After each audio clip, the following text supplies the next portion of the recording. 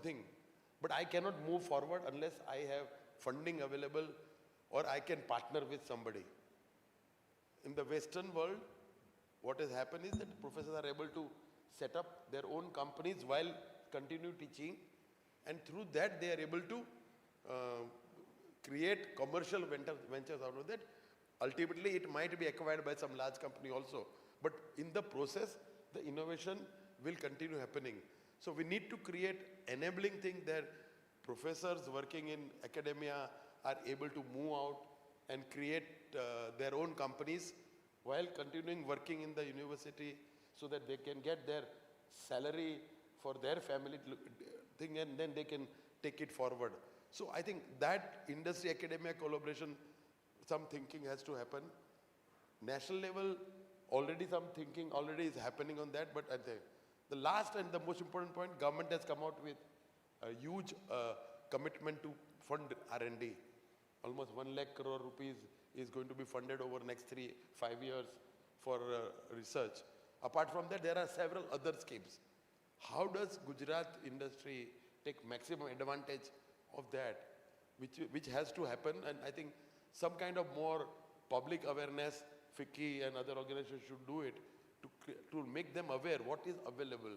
And maybe it is possible, because the risk involved, everybody will ask the question, I don't have enough cash flow. How do I invest so much in research?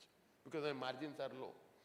So the only way it can happen is because the government is willing to also provide support. And that can definitely help in increasing research. But in my opinion, future will depend on innovation. If we do not innovation, someday your business will come. We were in a market where it was scarcity driven. It's becoming now not a scarcity driven. And more new products are coming. And if you are not able to keep pace with that, your product will become obsolete very fast. Technology evolution is going to make that happen. And that's why either you innovate or perish is the thing which is going to happen in future. Thank you.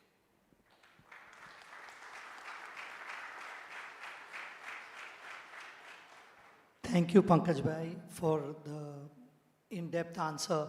I think you hit the nail on the head when you said about risk capital. India does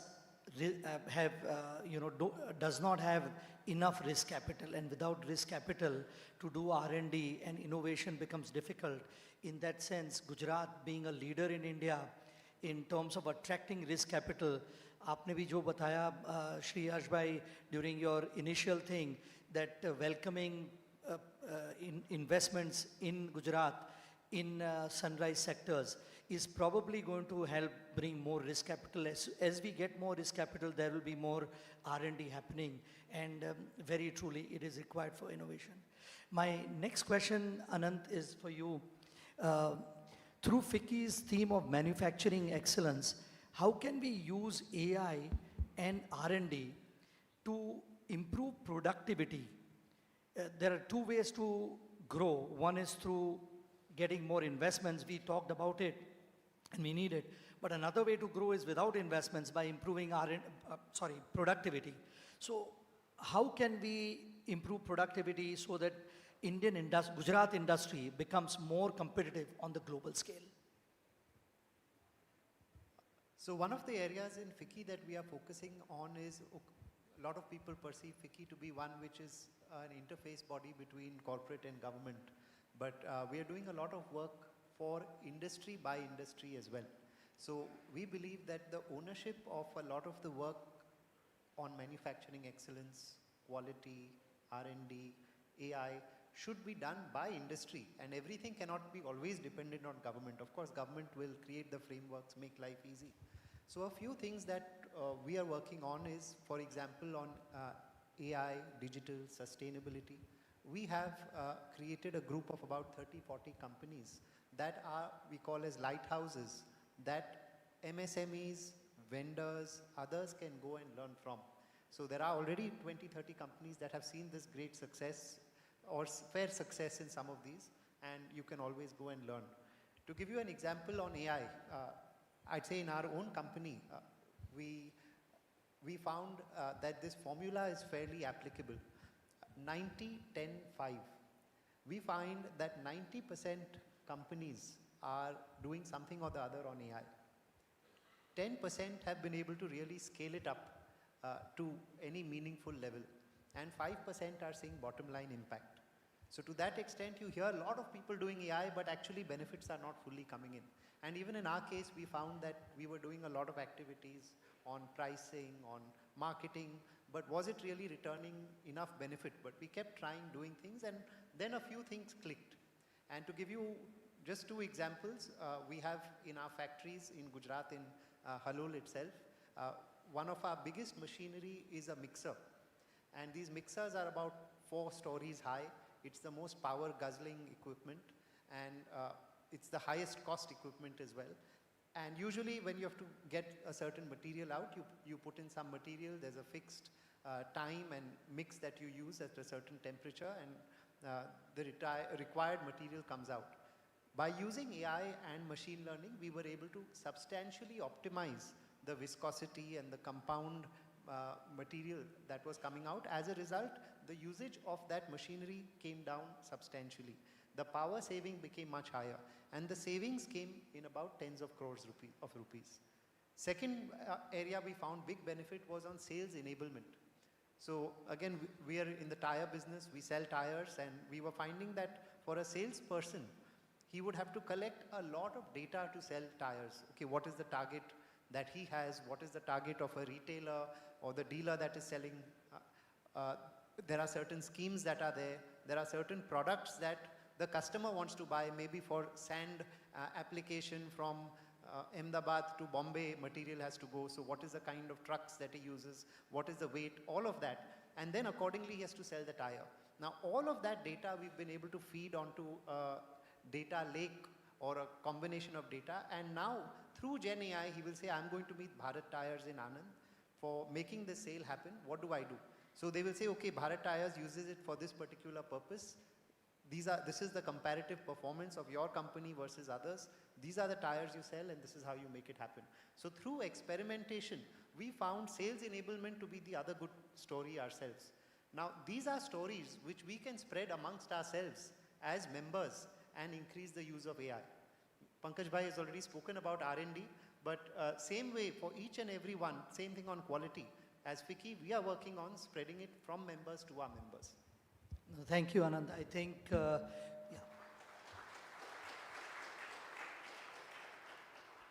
So maybe at Ficci we can do more when you said the 90, 10, 5, to move more people, more of our members through seminars or programs to the 10 and then 25. Absolutely. Yeah.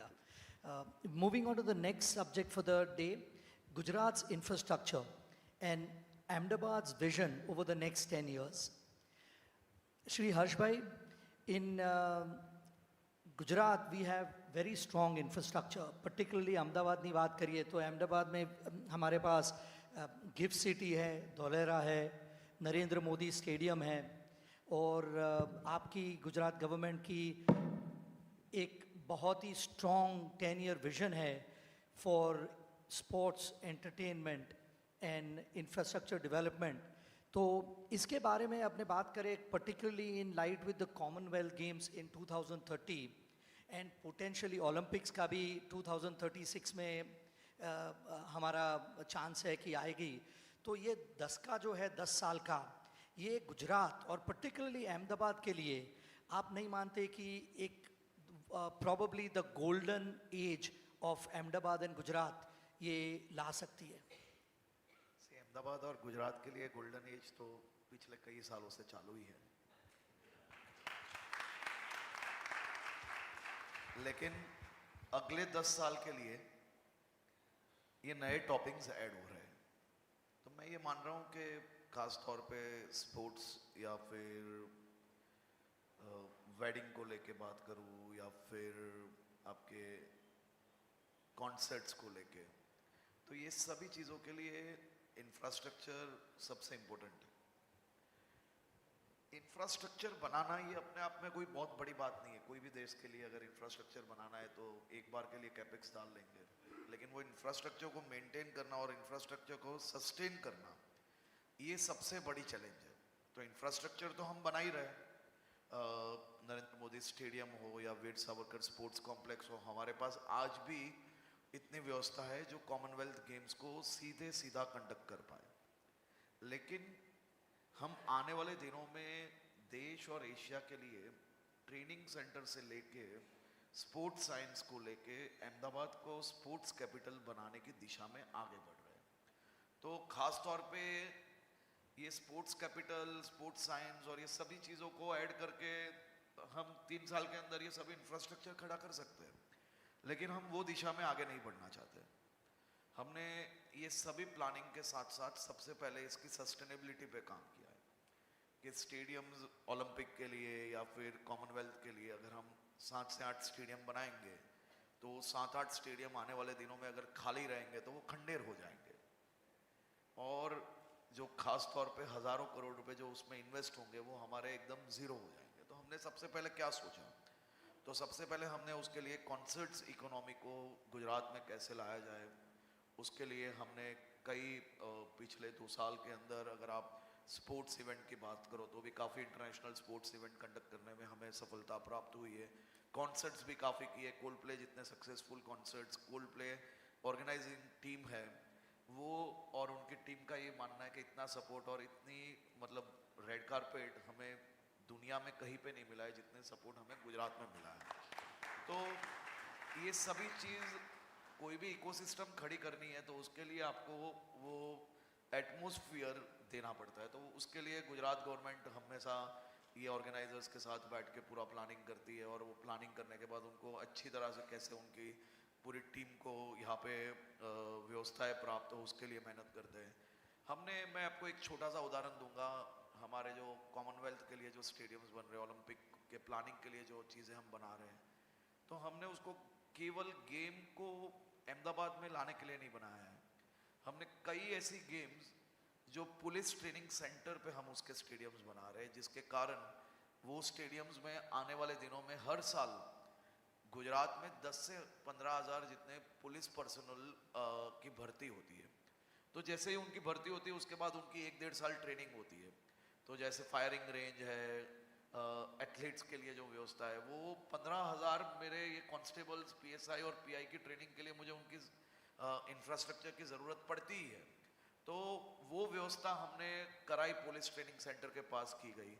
इसी प्रकार से Narendra Modi stadium के आसपास दूसरे 3 जो stadium बनेंगे वो आने वाले दिनों में जिसको भी कॉन्सर्ट्स करना हो 15,000 से लेके 1.25 लाख तक सभी कॉन्सर्ट्स के लिए हमारे पास रेडी व्यवस्था होगी। और उसी के साथ साथ हम वहाँ पे कुछ प्लॉट्स होटल्स के लिए दे रहे हैं जहाँ पे होटल्स बनेगी।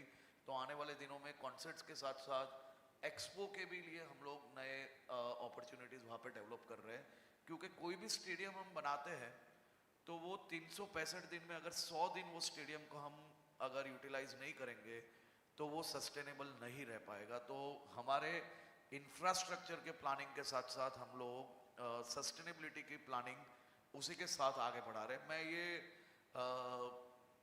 हम लोग का प्रयास मुझे लग रहा है कि 100% सफल जाएगा, क्योंकि हम उसी दिशा में कॉन्सर्ट्स के लिए भी नई पॉलिसी ला रहे हैं, उसी दिशा में एक्सपो के लिए नई पॉलिसी ला रहे हैं, उसी के साथ साथ नई होटल्स जिसको एस्टैब्लिश करनी है, नई होटल्स जिसको गुजरात में लानी है, उसके लिए भी नई पॉलिसी हम लोग कुछ ही दिनों में ला रहे हैं। तो ये सभी चीज़ एक साथ चलेगी तभी इकोसिस्टम हम लोग डेवलप कर पाएंगे। कॉमनवेल्थ की टूर्नामेंट तो 1 महीने के लिए होगी, ओलंपिक 1 महीने के लिए होगी, लेकिन उसके अलावा ये इंफ्रास्ट्रक्चर को हम यूटिलाइज करके इससे नई अपॉर्चुनिटीज़ हम गुजरात के लिए लेके आएंगे, अहमदाबाद के लिए लेके आएंगे। और मुझे पूर्ण विश्वास है कि आने वाले 10 साल अहमदाबाद के है और रहेंगे।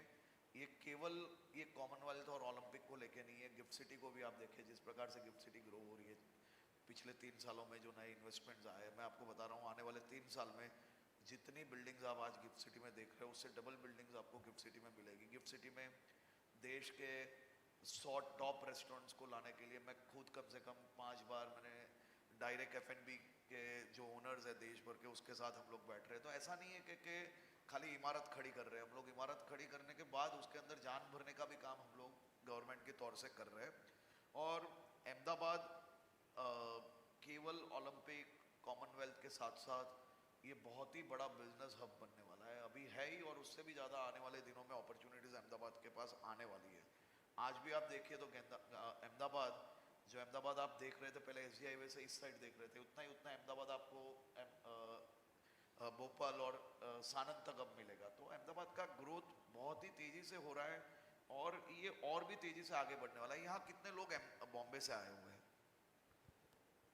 ये सभी लोगों को बॉम्बे से दहीसर, बॉम्बे सेंट्रल से दहीसर पहुंचने में जितनी देर लगेगी ना, उससे जल्दी ये मोदी साहब की बुलेट ट्रेन में बैठेंगे तो बॉम्बे से अहमदाबाद पहुंचने वाले हैं। तो इंफ्रास्ट्रक्चर ऐसा नहीं है कि आज मैंने सोचा और कल बन जाएगा। तो मोदी जी ने जो ये इतने सालों पहले ये सब चीज़ें उन्होंने सोची है, उन्होंने जो पूरा जो प्लान बनाया है उस पर हम लोग खाली टॉपिंग्स ऐड कर रहे हैं, और वही काम हम लोग अच्छी तरह से आने वाले दिनों में भी करते जाएंगे। और मुझे पूर्ण विश्वास है कि ये सभी सेक्टर्स में अहमदाबाद बहुत ही अच्छा परफॉर्म करेगी, और आप सबका साथ है तो और ज़्यादा अच्छी तरह से करेंगे। यहाँ प्रणव भाई भी यहाँ बैठे हैं। प्रणव भाई स्पोर्ट्स में काफ़ी मैंने देखा है, वो स्पोर्ट्स टूर्नामेंट को लेके, ट्रेनिंग को लेके प्लेयर्स की, वो लोग खुद भी काफ़ी इंटरेस्टेड है और वो लोग काफ़ी प्लेयर्स को अडोप्ट भी किए। और इसी प्रकार से सभी हमारे वहाँ के गुजरात के जो जितने भी कंपनीज हैं उनका भी सपोर्ट इतनी अच्छी तरह से मिल रहा है। तो यहाँ बैठे हुए सभी लोग जानते होंगे, आज से 20 साल पहले मेरे गुजरात के जब प्लेयर्स, पंकज भाई तुमने कदाच खबर जगह नहीं, ख्याल ना थी, पर गुजरात के प्लेयर्स जब नेशनल खेलने जाते थे तब मेरे गुजरात के युवाओं को सभी स्टेट के प्लेयर्स खमन ढोकला फाफड़ा जलेबी करके बुलाते थे। आज मैं पूरे देश के जितने भी प्लेयर्स हैं वो मैं आपको गारंटी के साथ बोल रहा हूँ, 3 साल के बाद अगर उनको इंटरनेशनल लेवल की ट्रेनिंग लेनी होगी ना तो गुजरात की धरती पे आना पड़ेगा, उस प्रकार की व्यवस्था करते हैं। तो चीज़ों को कभी भी मतलब बहुत आप आज सोचा और कल हो जाएगा ऐसी योजनाएं नहीं बनानी चाहिए। हमें बहुत लॉन्ग टर्म प्लानिंग करना चाहिए, जिससे हम जो भी चीज़ बना रहे हैं वो खाली बना के ओपनिंग करके हमारी रिस्पॉन्सिबिलिटी से दूर नहीं भागना है। हमें वहाँ से ही यही सब इंफ्रास्ट्रक्चर के भारत देश के छोटे छोटे स्टेट से या छोटे छोटे गांव के बच्चों को, युवाओं को ये उनको प्लेटफॉर्म बना के यहाँ से उनको इंटरनेशनल प्लेयर्स बना के भारत के लिए मेडल लाने के लिए उनको तैयार करना है, ये सोच के साथ हम लोग काम कर रहे हैं। और अहमदाबाद का 100% आने वाले 10 साल वो गोल्डन पीरियड है। जो लोग अहमदाबाद आ गए हैं पहले से, जिन्होंने इन्वेस्टमेंट गुजरात में बहुत पहले किया है, वो बहुत होशियार है। जो लोग बाकी रह गए वो आज भी उनके पास अपॉर्चुनिटी है, जल्दी से आ जाना चाहिए। आने वाले दिन बहुत ही गोल्डन पीरियड है और ये गोल्डन पीरियड का चांस आप सबको लेना चाहिए। मैं तो इतना ही कहूँगा खाली। Thank you. Thank you, Shri Harsh Bhai, for a very, very in-depth answer. It is very reassuring to see that it is not just spent on infrastructure, but the planning that goes on underneath, that is so meticulously done that I have no doubt. Pankaj भाई तो कई सालों से traffic के लिए अहमदाबाद की traffic committee और ये जो पूरी सोसाइटी है वो देख ही रहे हैं, लेकिन आप सबको जान के बहुत ही अच्छा लगेगा। आपने शायद ही कोई स्टेट ऐसा देखा होगा कि जहाँ पे स्टेट की सीनियर लीडरशिप साल में 20 बार खाली ट्रैफिक सिग्नल की नई टेक्नोलॉजीज को अडॉप्ट करने के लिए खुद बैठते हैं, और एक सिग्नल पे 20 सेकंड का टाइम हम कैसे लोगों का बचा पाए उसके लिए आज हम लोग काम कर रहे हैं। और बाई 2027 हम लोग ये नई पूरी सिस्टम पूरे अहमदाबाद के अंदर लागू करेंगे, और आने वाले 1-1.5 साल में हर सिग्नल पे 20 सेकंड का टाइम मेरे शहर के नागरिकों का बचाने के लिए हम लोग कोशिश कर रहे हैं। तो इतनी छोटी छोटी बातों को स्टेट गवर्नमेंट और स्टेट गवर्नमेंट की ब्यूरोक्रेसी साथ में बैठ के उस पर काम करती है, और आने वाले दिनों में मुझे पूर्ण विश्वास है कि अहमदाबाद की आज सबसे बड़ी चैलेंज जो ट्रैफिक की है उसमें भी हम लोग कोई अच्छा रिजल्ट ला पाएंगे। It is with what you have said, I have no doubt that over the next 10 years, Ahmedabad will not only emerge as the leading city in India, but a global mega city. And Narendra Bhai Modi's, our Honorable Prime Minister's dream will come true, starting from Gujarat, which is always in all areas been the case.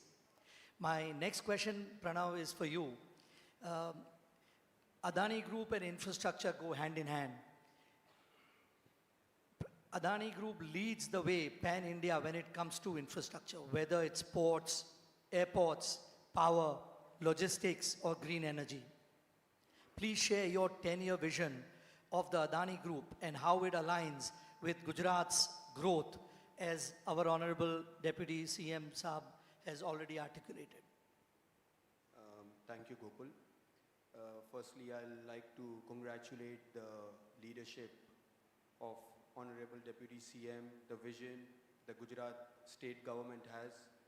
I think it is really the path forward, not only for many states, but overall for India to learn and get guided by. Secondly, thank you to Ficci and the leadership for inviting me to give my views on the topic of infrastructure. तो अभी ऐसा है कि if I were to talk about our Adani Group, firstly I'd like to just mention a little bit about manufacturing. तो आपने correctly बोला कि now I think Gujarat has always been one of the manufacturing hubs, but now more so. And our group is also doing a lot of work on the manufacturing sector. एक classic example है जो Kutch copper smelter जो हम बना रहे हैं, that is going to be the largest copper smelter in one location. That's an investment of almost $1.2 billion which we have done, and very soon you will see the production coming out. As far as logistics, infrastructure goes, we've done a lot of investments, of course, in Mundra and around Mundra.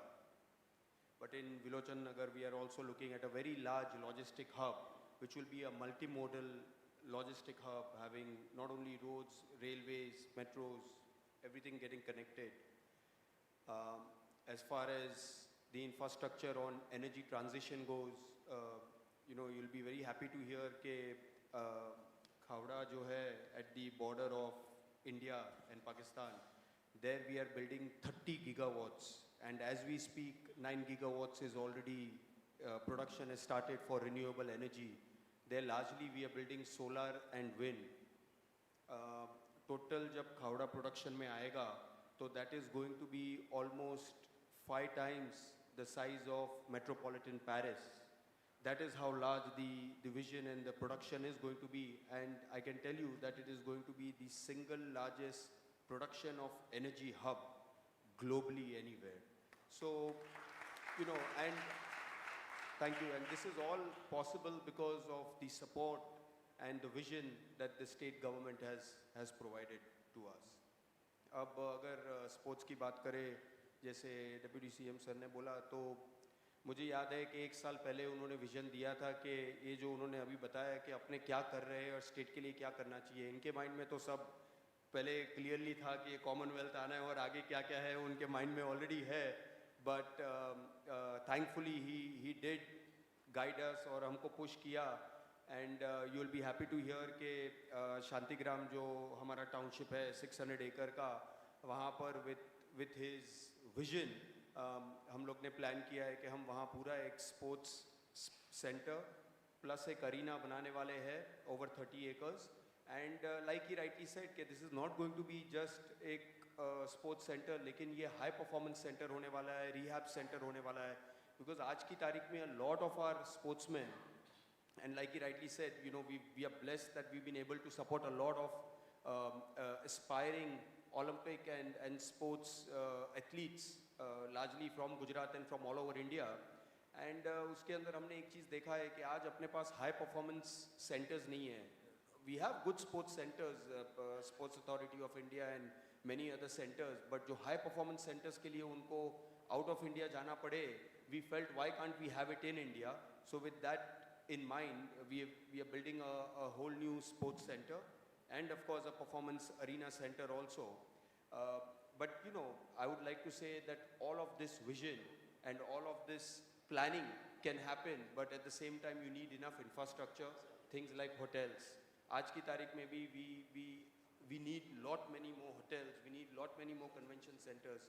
So that is something also the kind of infrastructure that we are planning to build. Thank you very much. Thank you, Pranav. I am sure with the investments that Adani Group is doing and in collaboration with the designs that the government of Gujarat is having, along with the investments from many other groups, Gujarat will definitely emerge as a major hub for top-class infrastructure in the world. With that, we move to the last topic of the day. Honorable Harshbhai has another German delegation later on, so we are a little short of time, so we will move quickly with the third topic, the impact of disruptions. These days, we can't escape this one thing, the impact of disruptions on all our industries caused by oil spikes and the war. So and what better people than the panelists on the dais today to answer this. Let me start, Pranav, first with you. How, if you can give a flavor of what are the challenges you face due to these disruptions and what you would suggest to industries, particularly a lot of MSMEs are here today in presence, that they can do to mitigate these challenges. Thank you. Of course, I think it would be incorrect to say that there has been a lot of disruptions in supply chain. Of course, India has been affected, but I must admit over here that the way our government, in particularly the central government, the way they have handled our inflation, the way they have handled supply chain is marvelous. And I am saying this because I have seen other countries और वहाँ पर इतनी दिक्कतें आई है तो उस तरह अगर हम आज बताएं कि the way we are comfortable is really hats off to what the government has planned. Point number one. Point number two, I think even as far as disruption goes, तो ये सब में भी एक opportunities आती है. तो हमने देखा है कि ये this is going to be a norm now going forward. What have we done as far as when we say Atmanirbhar India? You know, our Honorable Prime Minister has always been saying that we should be looking at inward, we should be looking at manufacturing, Viksit Bharat, और ये जो हम कह रहे हैं, this is eventually going to now speed up if we do not take care of ourselves. And now all the countries are doing it. Mind you, every leader of any country or any bureaucrats in different countries that I speak to are saying कि how we can be self-reliant. क्योंकि जिस तरह अभी दुनिया चल रही है, you cannot be just dependent on any other countries.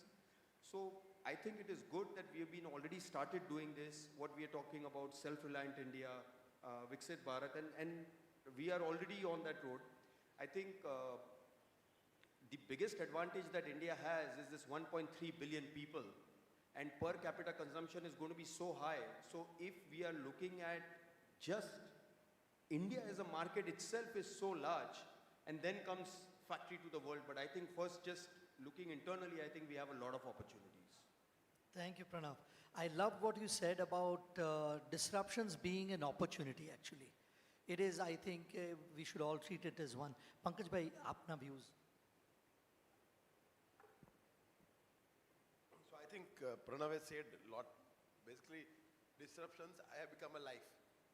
It's not a first disruption we are facing. So over the last decade, you see so many disruptions have come. And I think we all have to understand that we have to live in this environment. So I think no way you can think that everything is going to be smooth and your business will run smoothly. So I think business should be now prepared to absorb those disruptive forces and shocks. And I think quick to response, agility is going to become the important part. What disruption will come next, nobody knows. But some disruption can come.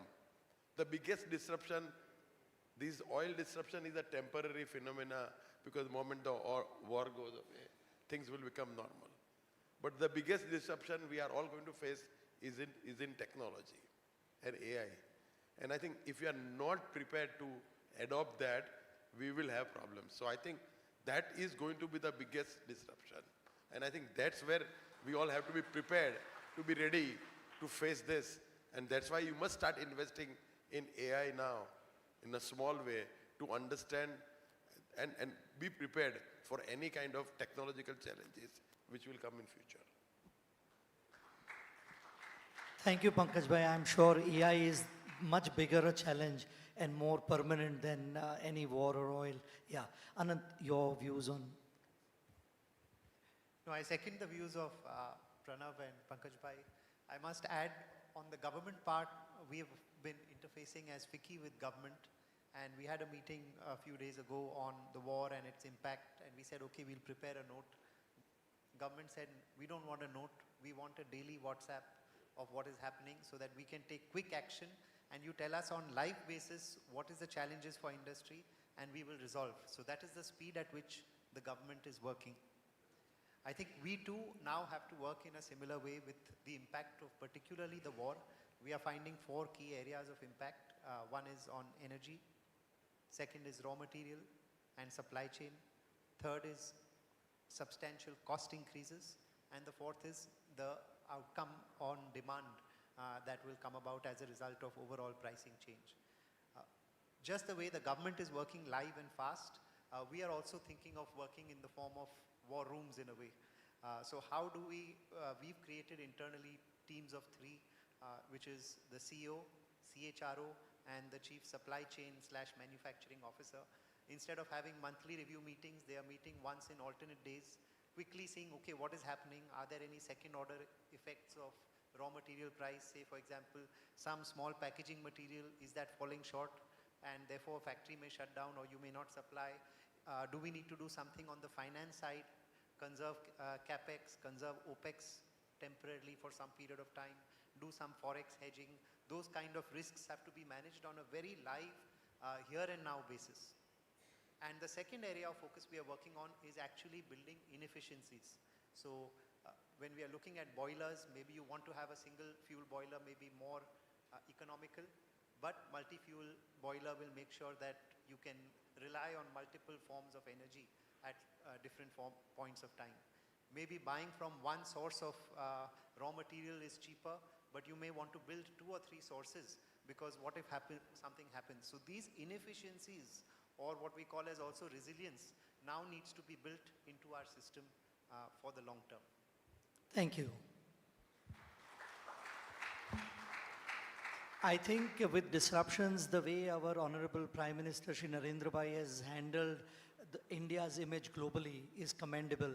And the way we have absorbed the shock generally as a country, particularly being in Gujarat, my company is located, all the 4 plants are all based out of Gujarat only. So I can say for sure that the impact of this global disruptions has been very minimal, if at all. So it's pretty good work by the government of Gujarat and the government of India. With that, I come to the last question, Shri Harshbhai, apna mate. We have many young entrepreneurs and MSMEs in the crowd today, and they have been waiting very patiently to hear you. I'm sure that you have delighted them with a lot of insight into your thought process. If you can, and a lot more people will be watching you through YouTube and other media channels also. What, is your message to the youth and the leaders of tomorrow?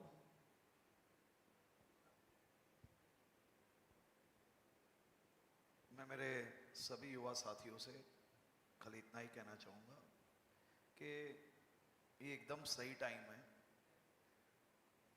आपको केवल और केवल नेगेटिविटियों को दूर करके positivity के साथ नई टेक्नोलॉजीज को अडॉप्ट करके एमएसएमईज हो या इंडस्ट्रीज हो सभी सेक्टर्स के अंदर मैं ये मान रहा हूँ कि ये एकदम इंडिया के लिए गोल्डन टाइम है चैलेंजेस जरूर है लेकिन चैलेंजेस तो हर रोज़ नहीं आने वाली है वो चैलेंजेस को हम लोग फेस भी कर लेंगे और चैलेंजेस से बाहर भी आ जाएंगे क्योंकि इंडियंस को ब्लड में होता है कि हर रोज़ चैलेंजेस नहीं फेस भी करते रहते हैं और उसका सामना करके उसका रिजल्ट भी आता रहता है तो मेरा ये मानना है कि हमें दुनिया में क्या हो रहा है उसको देखने की ज़रूरत नहीं है दुनिया में क्या चल रहा है वो भी देखने की ज़रूरत नहीं है बाजू वाले के घर में क्या चल रहा है वो देखने की ज़रूरत नहीं है हमें यही देखना है कि हमारा फोकस सेक्टर क्या है और वो फोकस सेक्टर में हमें मेहनत करनी और मेहनत करके नई टेक्नोलॉजीज़ को एडॉप्ट करके हमें न्यू एज टेक्नोलॉजीज़ के साथ साथ हमारी मैन्युफैक्चरिंग में 2 चीज़ों में हमें खास ध्यान रखनी है quality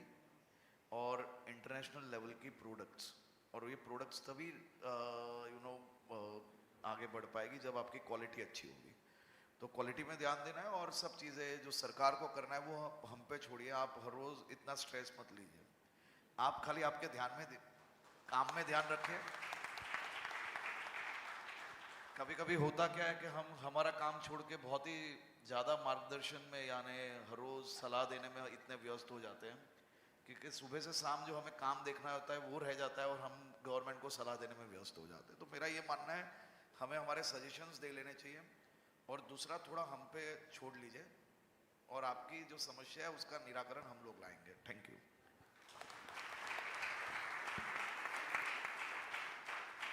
Thank you, Shri Harsh Bhai, for encouraging words to the youngsters. It's really heartening to see so many youngsters in the crowd today because that is the future. Harsh Bhai, आपने समय निकाला इतना, आप बनासकांठा के से उड़ के यहाँ पर हमारे साथ ये इंटरेक्शन किया, तो बहुत बहुत आभार और धन्यवाद. I think it is a very insightful discussion, and from Ficci, I can definitely say that we will do everything we can to support your initiatives and bring it to industry. With that, I would like to thank you and a very, very hearty thank you.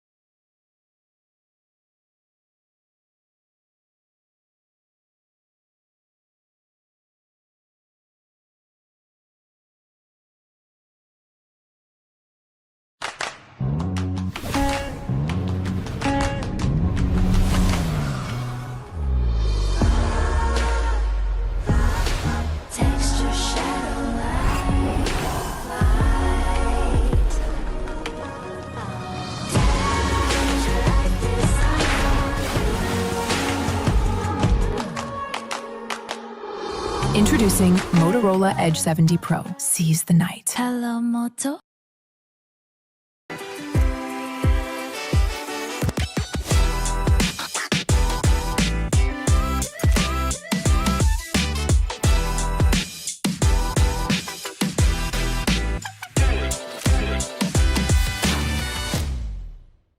Shah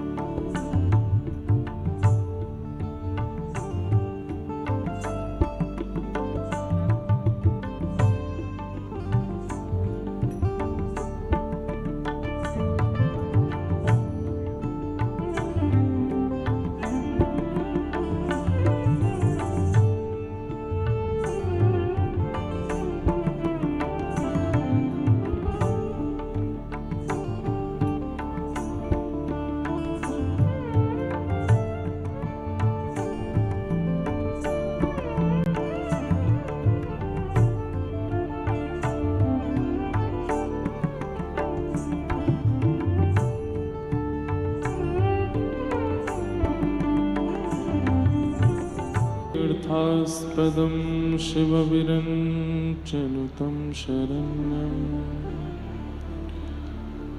भृत्यार्थिहं प्रणतपालभवाब्धिपोतम् वन्दे महापुरुषते चरणारविन्दम् अस्ति स्वस्तरुणीकराग्रविगलत्कल्पप्रसूनाप्लुतम् वस्तु प्रस्तुतवेणुनादलिहरी निर्वाणनिर्व्याकुलम् स्रस्तनिबद्धनी विविलशद गोपी सहस्राव्रतम्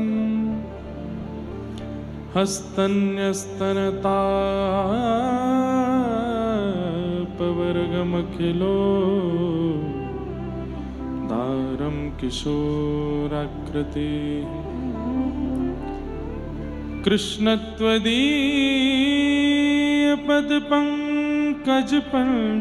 कृष्णत्वदीयपदपङ्कजपञ्जरान्ते अद्यैव मे विशतु मानसराजहंसः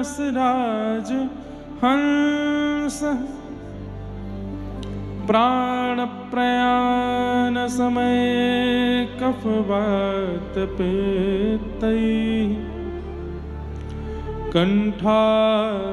कण्ठावरोधनविधो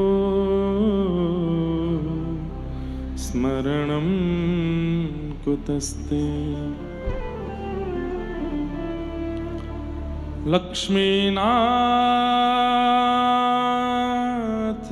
लक्ष्मीनाथसमारम्भां